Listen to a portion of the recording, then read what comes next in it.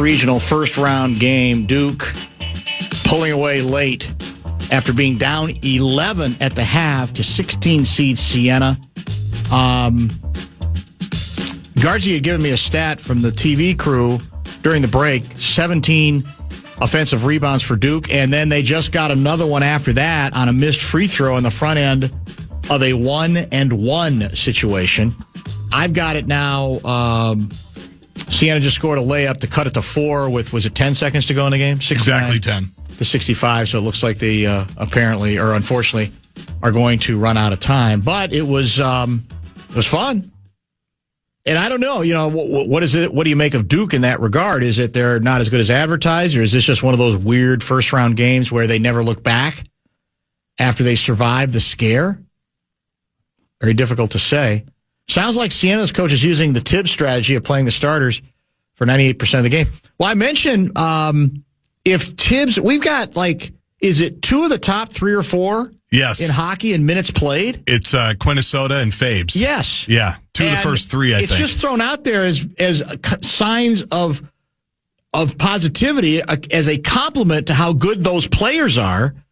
If Tibbs does something like that, there are people calling for his head. Hockey's different, I guess, though. You can do whatever because, I'm sure Tibbs' comeback would be the same. Well, I'm playing these guys extra minutes because they're really, really good. Yes. And I lose too much when they're out.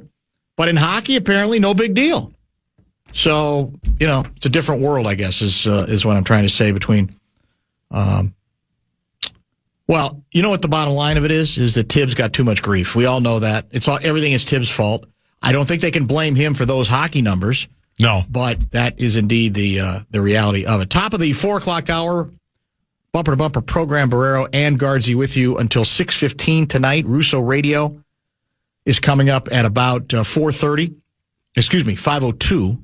4:30, tentatively, we're going to get to the inbox, and we'll keep you apprised of any of these Vandy and McNeese is ball getting games. tight. Tightening up? Yeah, True TV, 9-16. Another 5 versus 12. Yeah. Yeah. Because Izzo's pulling away from the Bison right now. They're up by 17. Ooh, doubling them up almost. Hawaii's trying to make things interesting. Yeah, against Arkansas, a 4 seed. That's Coach Cal, correct? Yes. He's at Arkansas now? So 9-17 if you wanted to watch McNeese. And who did I say? Vandy? I think you said Vandy. That's correct. All right, so here's the soccer controversy, and somebody has anticipated it because we have a number of soccer insiders who listen to the program. By the way, it's now a final in the East Regional.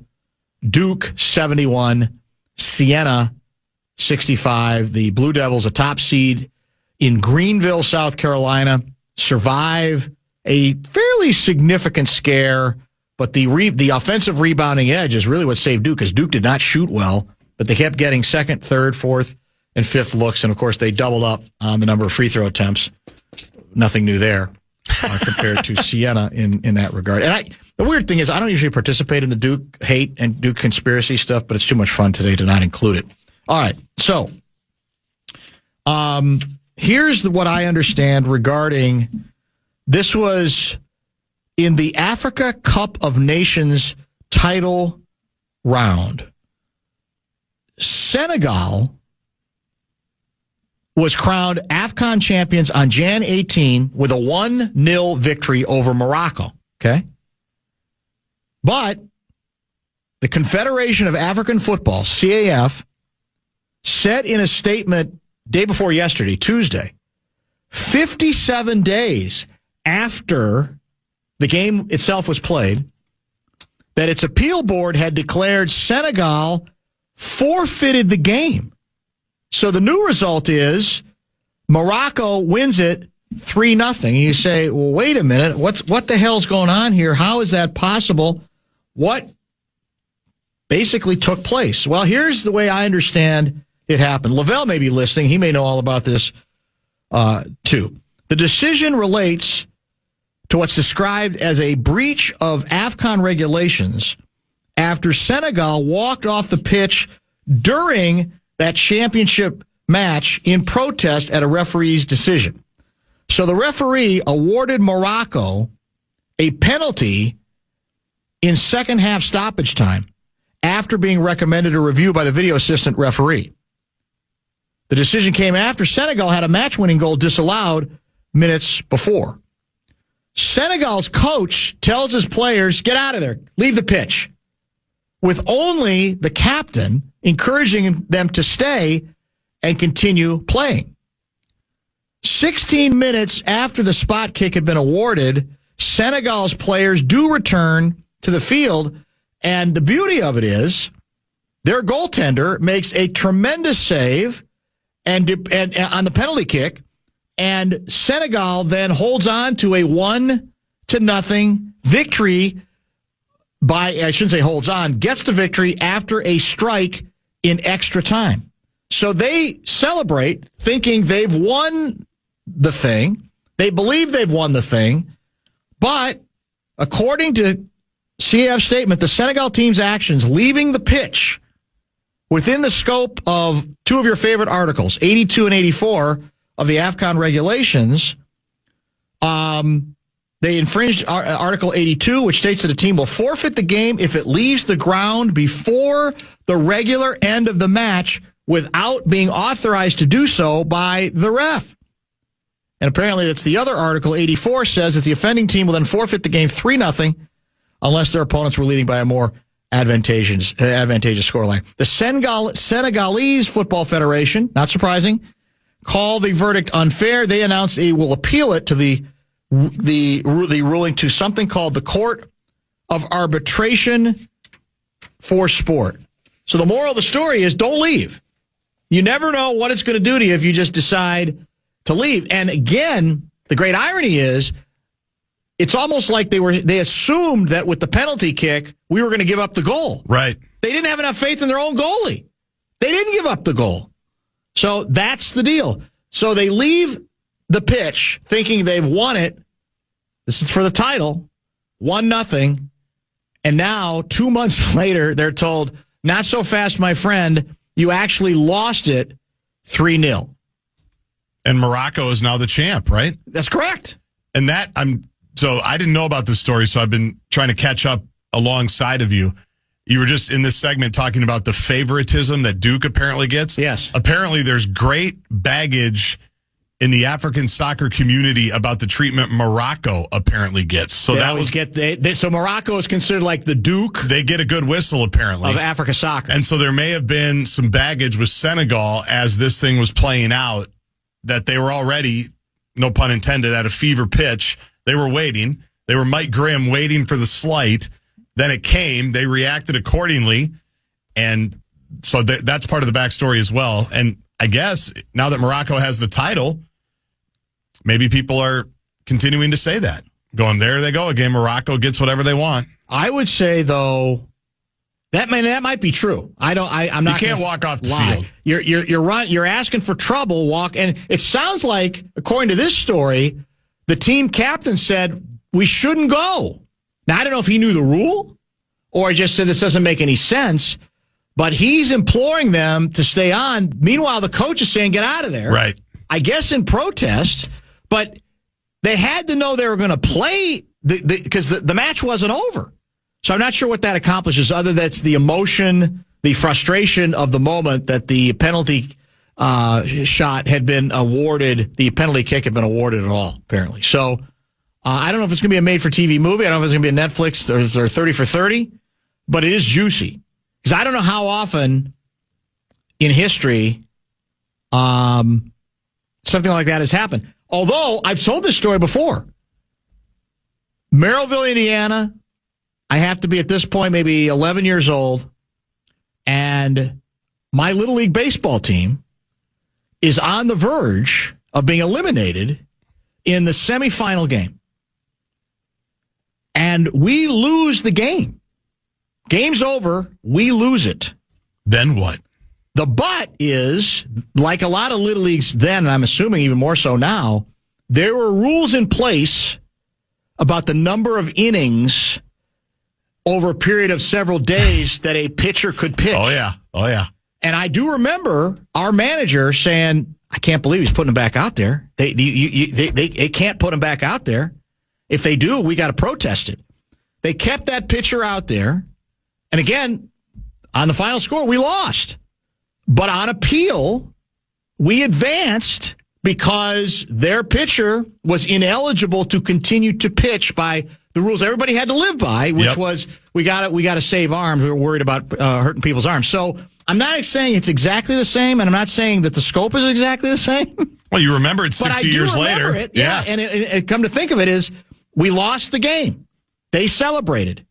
And then I don't know what the lag time was, if it was immediate, or if it was the next day, or there was a meeting, whatever the case may be. That's what I'm wondering. And then we advanced the championship game, and then we won it with me pitching, me on the mound. That was the game. Where's the banner? Do we know? I wish I had a banner on that one. I think we beat Bucko Construction. Pretty sure that. Where was Hancock and Larry Bird? I think we were the Big Wheel Restaurant, and I think we beat Bucko Construction. Two teams that did not like each other. No, Bucko and Big Wheel. Big rivalry when there. When Bucko and Big Wheel tied it up. There's no question. You never wanted it. There's no question. I found out in my state tournament research that one of the teams that won the original state tournament for girls in 1976, and I can't remember which one, they were undefeated for the whole season. But one of the games in the regular season, they also had to forfeit because they played a kid. You could only play 3 halves of like your JV and varsity. Games are different. Right. That's a rule. And somebody played like all 5, 4 halves or 5 quarters, whatever it was. And so their record was 31-1 or something, and they had to forfeit a game. Wow. Not the title game, but they had to forfeit a game. Why can't people just follow the rules? I don't know. That's it. I mean, so was I kidding myself celebrating being the winning pitcher in the championship game? I would say no. I mean, because that rule, there's no interpretation. Like in this soccer situation, there is, I guess, interpretation about did you leave the pitch entirely? Were you halfway off the pitch? Whatever the case may be. But in that case, it was about, it's an eligibility standard. Right. You got to you either stay by it or you don't, because obviously, everybody otherwise would continually just use their one best pitcher. Yes. Right? Now, here's the ethical thing I wonder. Right. And again, this is 60 years ago, so I don't expect your memory to be spot on about this. But your coach mentioning, I can't believe they're putting him back out there. Yes. He knew it at the time. He did. Should he have said, because some coaches will stop and go, he can't pitch. Oh, that's a good question. He's got to go. Or did he know that if he held off the game, would win? That's a great question. Because that's where I think if he's sitting there going, well, don't say anything, we'll win and forfeit if they actually throw him out there. Oh, that's a good point. I have to think about nothing comes to my head on that. I wonder about the ethics of that. Like, what should you do? What should you do? Should you protest it immediately if you know, or should you just wait to let the game play out and then take the forfeit? I would say, it's not his problem. It's a really good ethical question. Yeah, because it's not his problem. He didn't do it. If you're in it to win it, my guess is most competitors would say, that's not my responsibility. Play it out and we'll deal with it after. Because part of the comeback to that might be, we haven't lost yet. Right. So let's see. Well, that's what I mean. But they would have had to put another pitcher in. Yes, correct. So, and who knows if they had another guy, a Joe Ryan behind Pablo Lopez to mow you guys down. I guess what I'm saying is, if he decides to hold off, it's because, technically he shouldn't be using him. That's not my responsibility. But if we go ahead and win the game anyway, I'll never even bring it up. It doesn't matter. Interesting. But that is a good question. I don't have a recollection on that part of it. I just remember there was knowledge all along in the dugout saying, I can't believe that they're doing exactly what they did. And I don't know what happened to that manager, if he got dismissed after that. Parents probably livid. Don't you think? I mean, and think about that in 2026. A manager doing that and costing his team. I'm sure it happens. The tournament. I'm sure it happens. I'm sure people have stories. I'm sure. I'm just wondering how many coaches or managers have been taken out. Rubbed out under those conditions. In that parking lot right after the game, they don't even make it back to their car. Was the pitcher in question Sandy Koufax by any chance? No, but he was a good pitcher. I do remember that. Yeah. He was a good pitcher. He must have been if they were willing to bend the rules to that extent. Very good pitcher.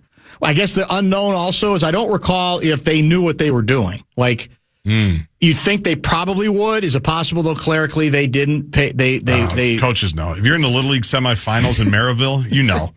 You don't get there without having every T crossed. You can't make that up. This is a good email from Todd. I'll tell you what, let's save it. We'll save it. It's a good email on this subject. We'll keep you updated on any more big dance shenanigans, as we like to say in the business, and prepare for the inbox at the bottom of the hour.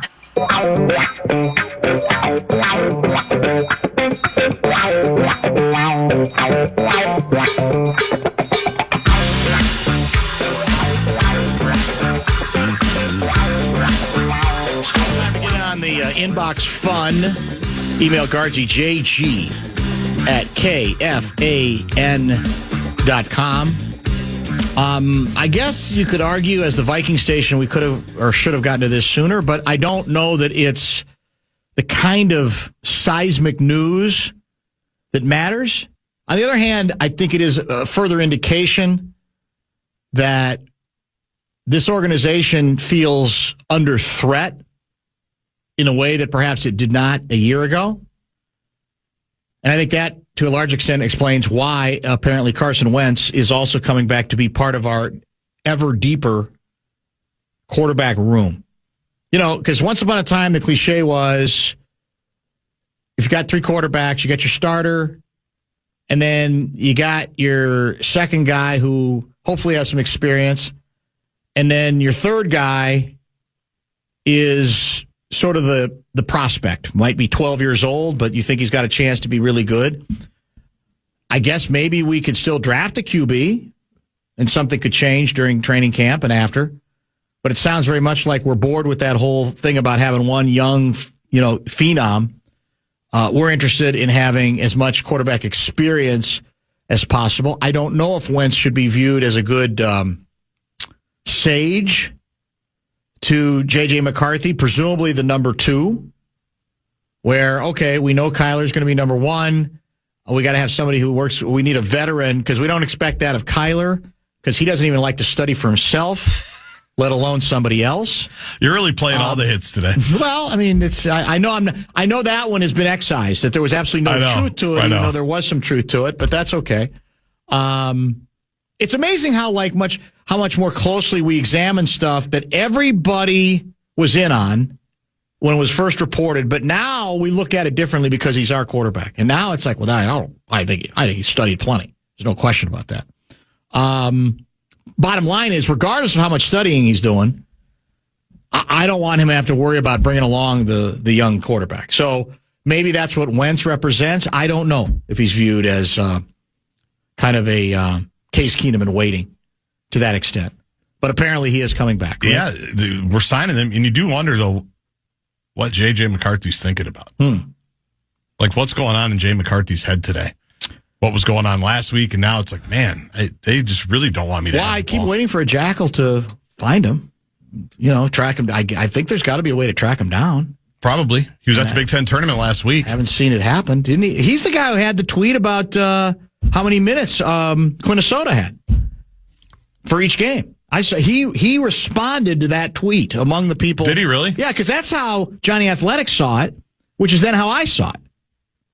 It was a J.J. McCarthy. Interesting. He doesn't have enough other things to do. I thought he was supposed to be at quarterback school in California right now. Oh, yeah. I mean, you have time to look at your phone. It's not like a darkness retreat. Well, maybe it should be. Maybe that's what he needs. I don't know what he needs. Well, Ben Lieber has him QB1 right now. Does he mean JJ? He wouldn't mean Wentz, does he? I know Lieber put out some video, I think, on his spring break vacation. I didn't watch it. I don't know what his power rankings were, but I know he discussed the quarterback bit. So maybe I'll pull it up during our next pause. I'm kind of curious, yeah. Say.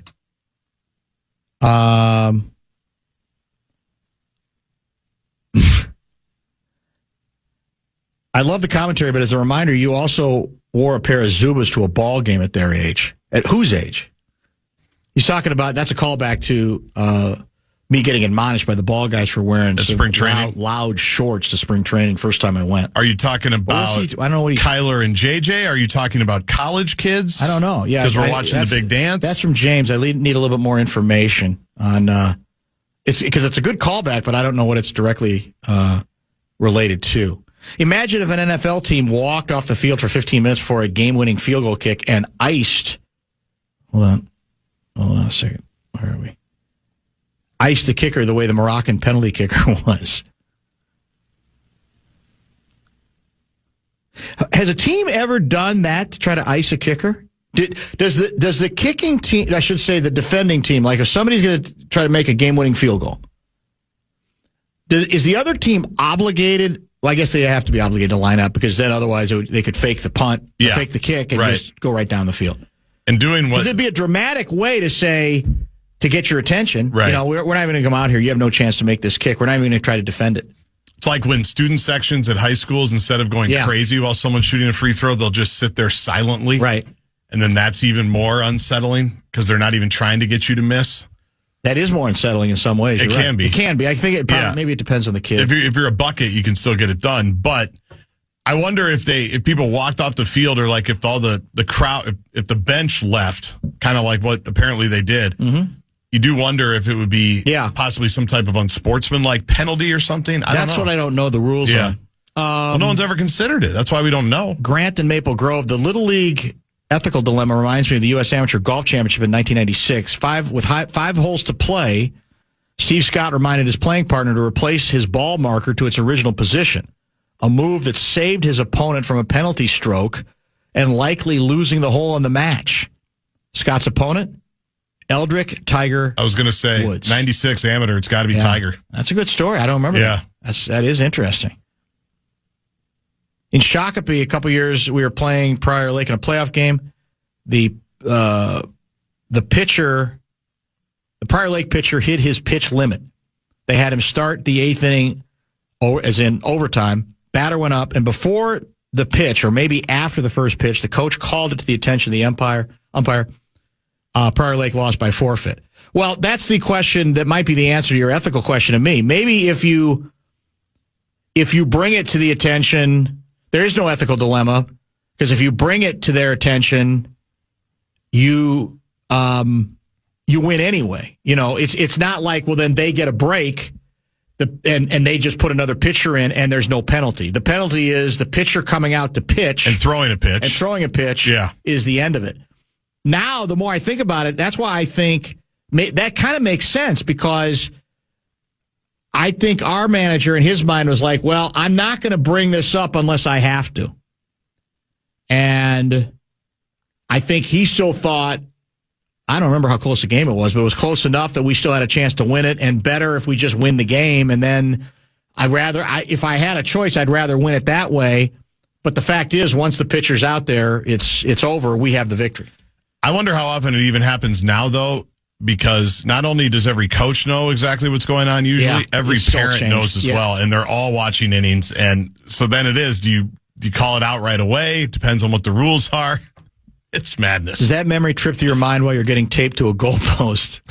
That's another moment from more recent vintage Vikings history. Been a great life. Yeah, to your point, in 2026, there would be a dozen parents in the stands yelling at the umpire because the other team was breaking the innings per pitcher rule. Absolutely. Because, I even think about my little coaching, the fifth graders. Yeah, sure. And there's really no rule. There's really no...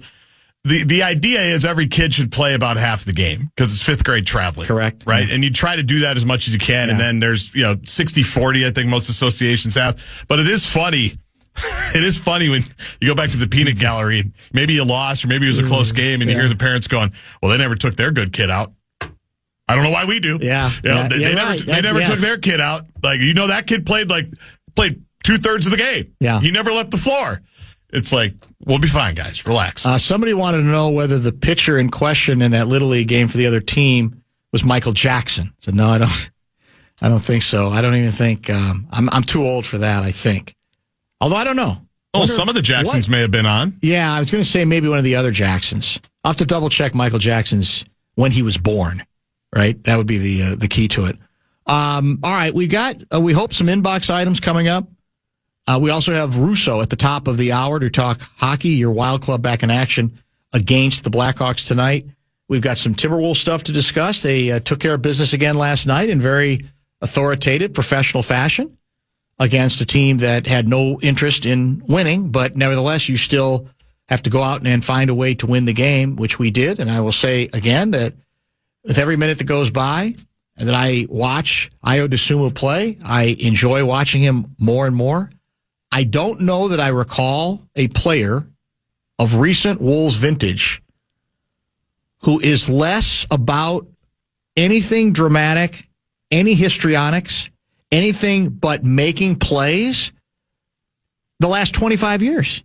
And I'm not saying he's their best player in that area, but there's nothing there. He just goes and plays. Does he not? It's why even go Illinois, he was part of a top seed, I think. That's true. He's about winning. I think they won the Big Ten tournament, may have been his senior year.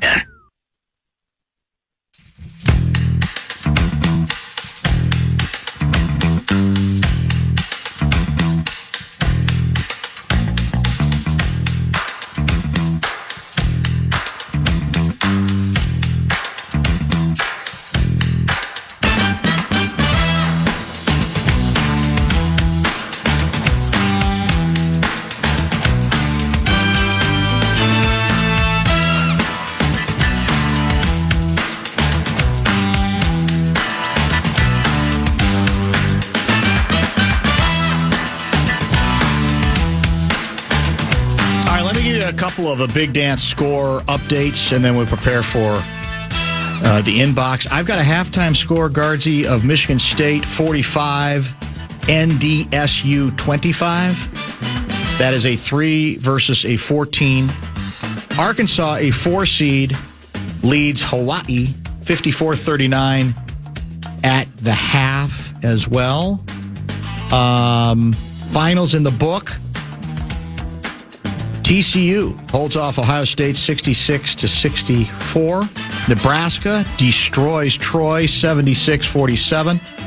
6 seed Louisville knocks off USF 83-79. The Badgers are out as a 5 seed, knocked out in round 1 by High Point 83-82. Ryan, classy and gracious in defeat. That never gets old. That's still one of the best. It is. Vanderbilt, a 5 seed, 78. McNeese State, 68. What do we have coming up? Looks like the next game I see on my list is VCU, North Carolina. Then we got Howard, Michigan. Then we got Texas, BYU. We've got, who's SMC? I don't know who that is. St. Mary's, probably. Oh, St. Mary's, that's right. Out west. And then we've got, you mentioned it, this is, I think, an 8:25, a later game, unless these times are Eastern. Later tonight, it's Illinois, a 3 seed, taking on Penn. So, and that game interests me for all the obvious reasons, because it's a former Big Ten coach, Franz Red Face. Yep. At his alma mater. At his alma mater, done a nice job in his first year. So we'll keep an eye on those games. If there's any more live listen-ins we can do, we'll pass them along to you. I did not mention Duke. They did come from behind, being down 11 at the half, came back and did nip Siena. So that would, of course, would have easily been the story of the day. And Siena hung. They just couldn't score, and Duke's prowess on the offensive boards ultimately killed Siena. That and the fact that they never used a bench player. All 5 starters went 40 minutes. McNamara might have played 4 starters if you let him. He might have. That's true. My team's on the floor. Maybe he didn't want to play the 5th guy at all. My team is on. That still doesn't make any sense to me. I get it. You're up against it. There's probably no. I don't. No, it doesn't. It doesn't make any sense. Like, you got to give. Even if it's in literally the first half, 2 minutes to 2 of your players. Now, again, you say, I don't know, maybe it's the most supremely well-conditioned team in the history of basketball. Right. I don't know. And long TV timeouts in the tournament. Yeah, so that's. I'm sure they thought about it. Yeah. I'm sure they talked about it as a staff. But that one kind of cracked me up. You ready to roll? Let's do it. It's time for Dr. Dan's Inbox. Letters. Oh, we get letters.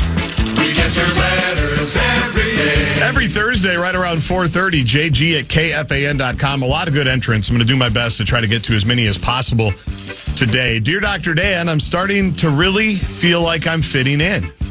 My teammate B. Highland seems to enjoy running with me. Wolves Twitter has dubbed us the Flash Brothers. C. Finch is allowing me to take my middies as long as I keep making them. And R. Gobert sure appreciates my passes, even though he can't always corral them. My only concern, Dr. Dan, is that after A. Edwards returns, D. DiVincenzo might be mad at me for taking his starting spot. This from A. the Sunmu. Interesting. Well, we think A. Edwards is going to be out 1 to 2 weeks, right? We always assume he's a fast healer. So maybe it'll only be a week, although the report was that he would be reevaluated at that point. You like, I think, for a team that's had a lot of the same pieces, right, for a while, what do you look for? You look for maybe some identity changes, even within the group, where you feel, okay, here's a wrinkle that we haven't, or an ability we perhaps haven't shown before. Maybe a little different look for the other team to have to pay attention to, because we kind of play one way all the time. And in this case, it's the Flash Brothers just getting out on the break and getting down court fast, right? And making things happen that way. There's some energy to that I think is refreshing for a team that needs sometimes that refreshment. And whether it can translate into the postseason remains to be seen, right? Because we've got to remember, this is still the regular season. It is. Everything tightens up in the postseason. But I do think it's giving this club a little bit different look. DeSumo is a different kind of player than we have had. And again, what are teams like the Wolves guarding against? Getting stale just because it's the same pieces and we tend to do things the same way over and over and over. So we're seeing, again, a little bit faster pace when the Flash Brothers are in, and I would like to see it continue. And in the case of DeSumo, I'm on record, Dr. Dan, is that even before the injury to A. Edwards, I would like to see that change made to the starting lineup, notwithstanding that it's clear it matters to our DiVincenzo, and maybe even has contributed to him having a better season this year than last year. I think at this point, Steve Finch has to consider pretty much everything. Rockets have lost 2 in a row. The Nuggets have lost 5 of their last 10. They're 5-5. The Nuggets have basically been a 500 team for about a month. Yes. Overall, even since they got their MVP back. My point in bringing all that up, the Wolves, despite all the stuff we've been whining about, wake up this morning in the 4 spot. Think about it. But it also, that I think proves the point further, just stop messing around. You shouldn't have been messing around. You know who's not messing around right now? And I hate to say it, and I don't believe they're a contender, but the Lakers. The Lakers are playing. They're seeing the opportunity. Well, and they're saying, we're going, and Luka's playing good, and Reeves and LeBron played great last night against Houston. It's like they're seizing the opportunity to just grab the 3 seed. Closed circuit to Timberwolves media relations. If part of your job is to, when possible, locate and accumulate bulletin board material, to that end, there is a story, for some reason, at nypost.com. I don't know who the writer is, suggesting that the best first-round matchup in an ideal world for the LA Lakers would be the Timberwolves. And they acknowledge in the piece that seems preposterous on the basis of the way it went a year ago. They said it a year ago. But the I guess you could say the conclusion drawn in this piece is the Lakers are different. They're playing better defensively. They've got a new big man in the middle that has changed the way everybody else, at least defensively, plays off of him. I don't know if I agree. I don't. But I think it was kind of interesting. And it is true, the Lakers are playing well. They are playing well, and they do look like they might even have a little bit of a plan defensively that they didn't have a year ago. They were terrible defensively. And Luka was fat then. He's skinny Luka right now, and he's playing great. Yes. He's playing great. We get your letters every day. DeAndre Ayton is the big man I was thinking of that's been added to the Lakers roster. Dear Dr. Dan, with Murray, Wentz, and Brosmer on the roster, do you have any openings at iHeartRadio for a full-time football analyst? I'm pretty sure my best chance of playing meaningful ball this year is using Kyler's gaming system to play Madden 26. Or maybe I have a better chance of making the Twins pitching staff. Any advice? This from Jay McCarthy. Ooh, man. Just like that. Doesn't take much for people to turn. You mentioned it earlier. It would be. I think we're all curious to see how Jay McCarthy is processing everything that's taken place around him, because it's dramatic. The change in thinking and sensibility at the quarterback position. Now, I will argue that it was the player himself who necessitated this, who kind of forced the Vikings' hand, left them with no choice, to where they can't worry about hurt feelings at this point. And look, we've said it 100 times. Players always have the last word. And so in a perfect world, McCarthy doesn't pout. He doesn't fret. He doesn't feel sorry for himself. He says, all right, what are the 10 things I got to do to give myself a chance to maybe shock the world in training camp? Or, even if I don't do that, play well enough that if the new starter gets hurt, which is very possible, that I can walk in and take the job and never give it back for the next 10 years. That's sort of how he has to think. Now, how does he really think? I don't know. Is he capable of that? I'm not as sure as I felt I was when we drafted him. But that's sort of the position right now he happens to be in. And just have to face it. It's time for Dr. Dan's Inbox. Oh, we get letters. We get your letters every day. Dear Dr. Dan, this is Rich.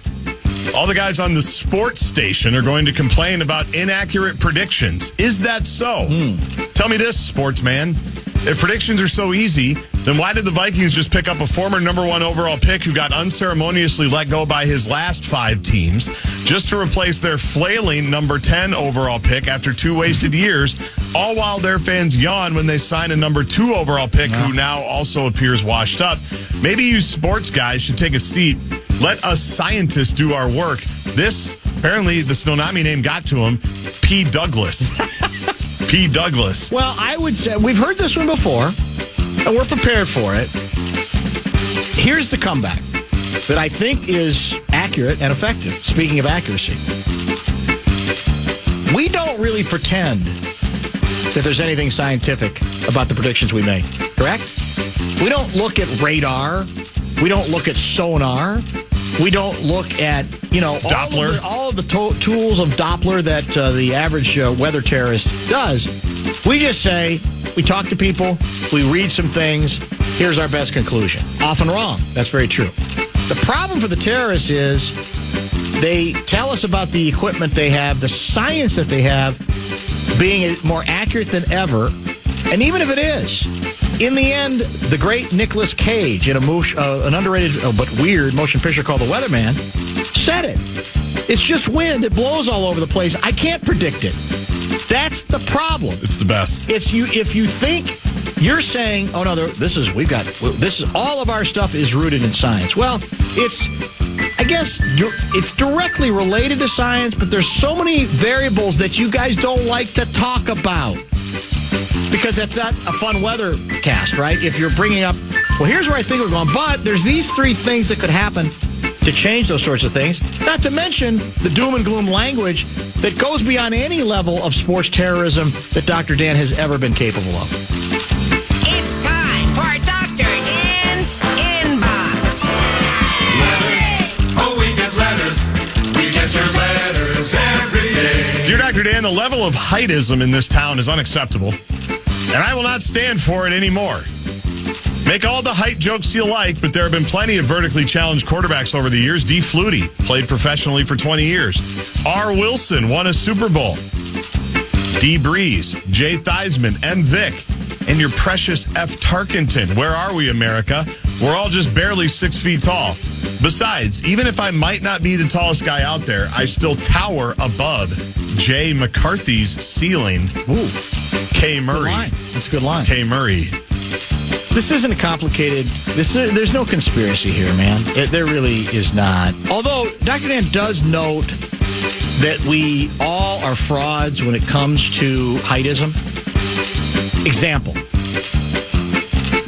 Many are trying to sort of discourage the height jokes as it pertains to K. Murray, saying they're cheap, they're uncalled for, and it's just not a good signal to send out. And yet, who was the name of the little guy who used to, before Holman came in, was running the ice operation? G. Bavino. Yeah, he's not very tall. There it is. And you'll hear it all the time from people wanting to disparage G. Bavino.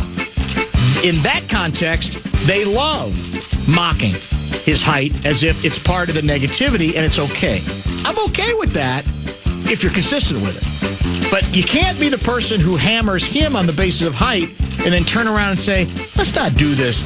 These silly, lazy narratives as it pertains to K. Murray, it's not a good look to make fun of people's height. I would agree, but Dr. Dan believes in consistency, and I don't think there is a lot to it. And I'll add again, if a quarterback is good enough, his height doesn't come up. K. Murray hasn't been good enough for whatever reason. I know none of it's his fault. I've been told this several times. None of it. Because he bears no responsibility for what has taken place in his 7 years in the NFL. But it's real simple.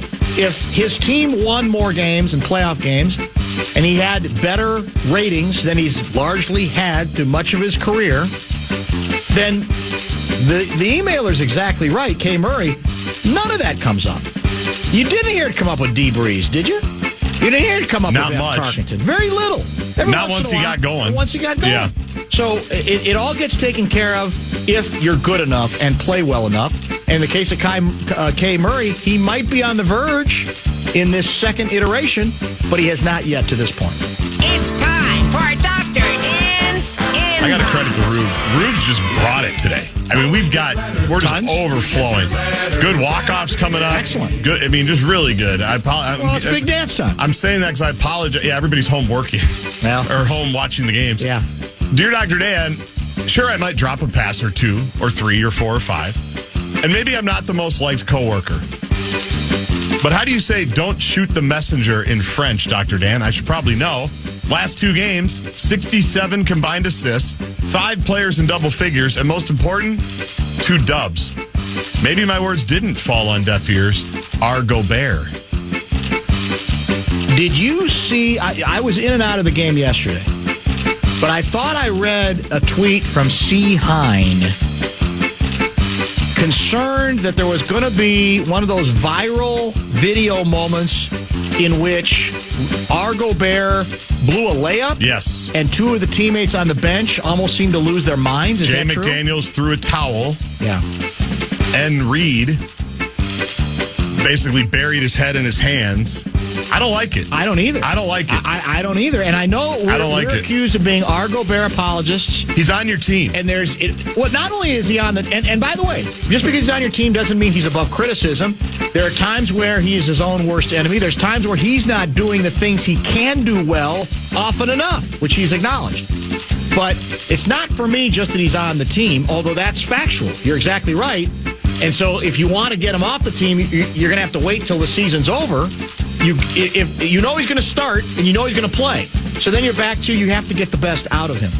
So what we're learning about Gobert is that he's not only a whipping boy around the league in a very, I guess, secretive, almost occasionally silent sense that is still, I guess you could still pick up on. He's even a whipping boy among his own teammates. It's amazing. Yeah, I don't like it. It's TNT crew. They're not on TNT anymore, but that's Yep. all I always think of them that way. And now we have it happening here. And again, watch what happens when he's off the court defensively. Just watch. Just watch. I mean, eventually you're going to want to deal him, right? Eventually they're going to have to move on with the rest of their lives. And yes, he does cause difficulties offensively.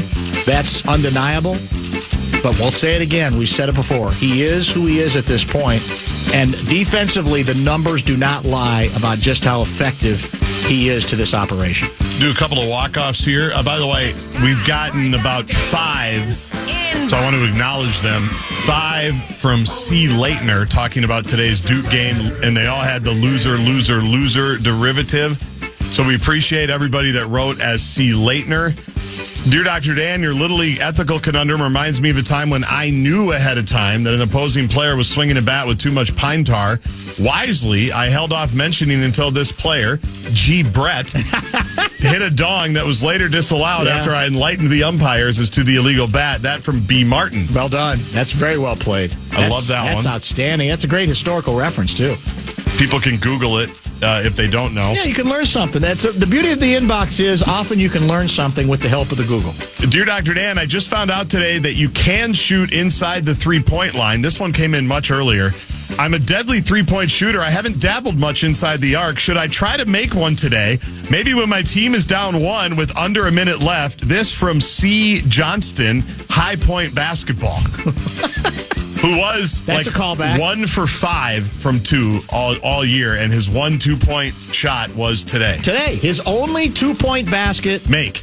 or make, Yeah. 2-point basket make was today to put his team ahead for good as a 12 seed to knock off 5th seed Wisconsin, much to the devastation of the producer of this program.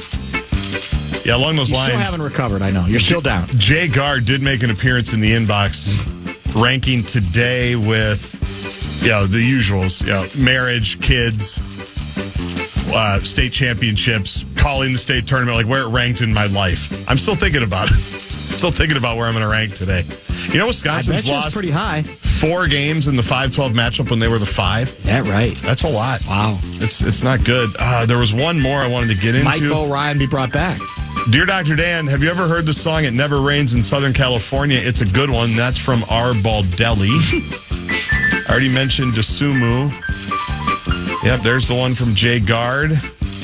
There's Rudy Gobert. We got too many.